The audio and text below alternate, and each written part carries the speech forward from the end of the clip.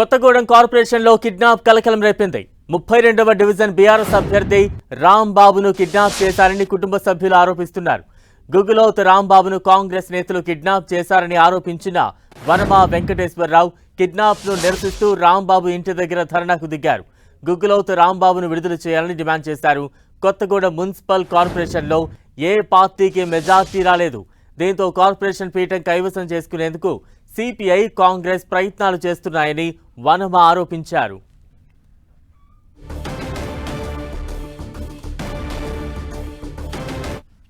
దండం పెట్టుకున్నారు, కొబ్బరికాయ కొట్టారు సార్. గెలిచిన తర్వాత ఇంటికాడ తీసుకొచ్చాను సార్. దేవుడికి దండం పెట్టుకున్నారు, కొబ్బరికాయ కొట్టారు సార్.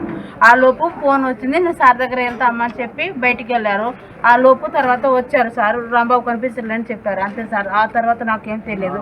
ఫోన్ చేస్తే ఏమో ఫోన్ స్విచ్ ఆఫ్ వస్తుంది సార్, అంతే. నాకు భయంగా ఉంది సార్. రాంబాబు రావాలి. గెలిచిన తర్వాత ఇంటికాడ తీసుకొచ్చాను సార్. దేవుడికి దండం పెట్టుకున్నారు, కొబ్బరికాయ కొట్టారు సార్. ఆ లోపు ఫోన్ వచ్చింది, నేను సార్ దగ్గర వెళ్తా అమ్మ అని చెప్పి బయటికి వెళ్ళారు.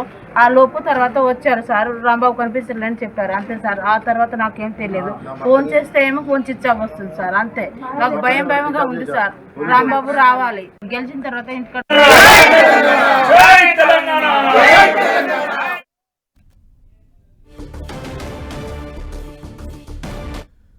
Kothagudem municipal corporation Rambabu kidnap అంశం ప్రస్తుతం తీవ్ర కలకలం రేపుతోంది. తాజా అప్డేట్స్ అందించేందుకు ప్రతినిధి సైదులు సిద్ధంగా ఉన్నారు. సైదులు. బలరాం, కొత్తగూడెం మున్సిపల్ కార్పొరేషన్ ని నువ్వా నేనా అన్న చందంగా అటు సిపిఐ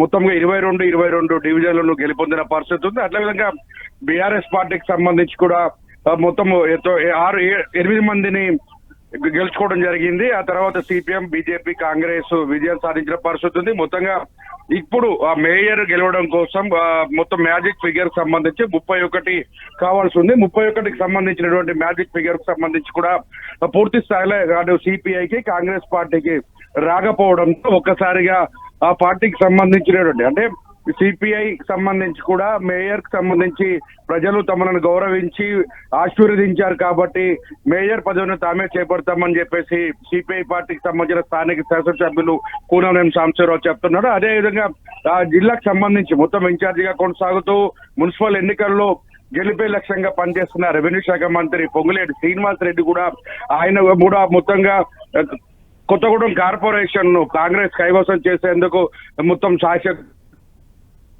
ఎన్నికలకు పోలింగ్ సంబంధించిన సర్వే నుంచి ఫలితాల వరకు కూడా పూర్తిగా చూసుకున్నట్లయితే 22 అదేవిధంగా సిపిఎం అనుబంధంగా అంటే పూర్తి స్థాయిలో మద్దతు ప్రకటించడంతో 33కు చేరుకోవడంతో పాటు ఆ పార్టీకి సంబంధించినటువంటి ఎక్స్ అఫీషియో సభ్యులుగా అటు ఎంపీ వెనుక చౌదరి వీరిద్దరు కూడా ఓట్లు ఉంటాయి. అదేవిధంగా ఇప్పుడు ఈ విషయానికి వచ్చేటకే కొంత తగ్గుతున్న నేపథ్యంలో ఒకసారిగా బీఆర్ఎస్ పార్టీకి సంబంధించిన 32వ డివిజన్ కార్పొరేటర్ గెలిపొందినటువంటి గుగులోత్ రాంబాబును కిడ్నాప్ చేశారు.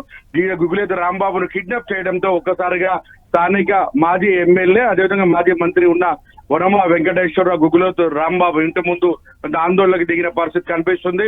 ఆయన భార్య కూడా తన భర్తను వదిలిపెట్టాలని కూడా వేడుకుంటున్న పరిస్థితి ఉంది. రాజకీయాలు ఇలా కిడ్నాపుల పరంపర కొనసాగడం అనేది సరైన పద్ధతి కాదు, ప్రజలు దీవించిన విధంగా స్వీకరించాలని చెప్పేసి కూడా హెచ్చరికలు చేస్తారు. రేపు ఆందోళన ఉధృతం చేస్తామని కూడా అటు వనమా వెంకటేశ్వరరావు హెచ్చరికలు జారీ చేస్తాం.